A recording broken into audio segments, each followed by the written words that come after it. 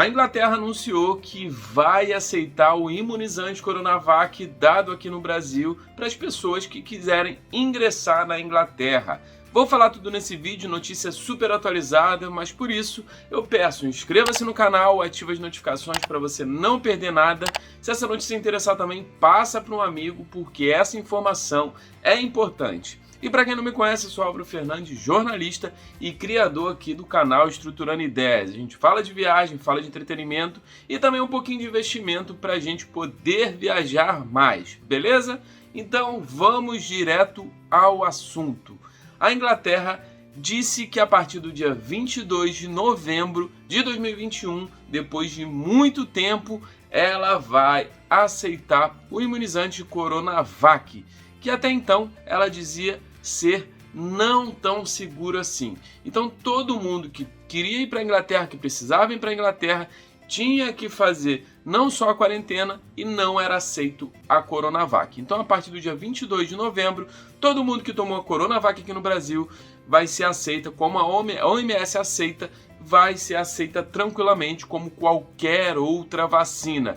E isso vai excluir aquela quarentena chata de 10 dias. Então, notícias boas, como eu falei, as coisas vão melhorando, elas vão progredindo e com certeza em breve a Coronavac vai ser aceita em outros lugares. Então, essa notícia super fresquinha que dia 22 de novembro a Inglaterra vai aceitar. Agora tem algumas informações.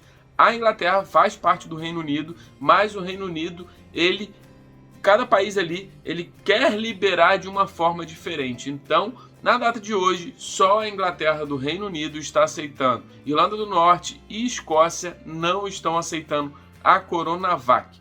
E agora quem tomou só uma dose e precisa viajar para a Inglaterra vai ter aquelas regrinhas chatas, fazer o teste PCR 72 horas antes, ficar numa quarentena de 10 dias, preencher um formulário dizendo a localização, o hotel que você vai ficar e fazer um teste e apresentar no dia 2 e também no dia 8. Ou seja, quase inviabiliza você viajar para a Inglaterra se você só tomou uma dose. Assim como tinha tomado Coronavac e quisesse viajar, ficava inviável porque o gasto em libra esterlina é caríssimo. A libra está quase R$8, então você gastaria muito em hospedagem, que já é caro, e também nos testes, então não valeria a pena. Então, recapitulando, a partir do dia 22 de novembro você pode entrar e você precisa do comprovante lá do Ministério da Saúde em espanhol e em inglês para mostrar para o governo inglês que você está totalmente vacinado, independente de qual vacina, beleza?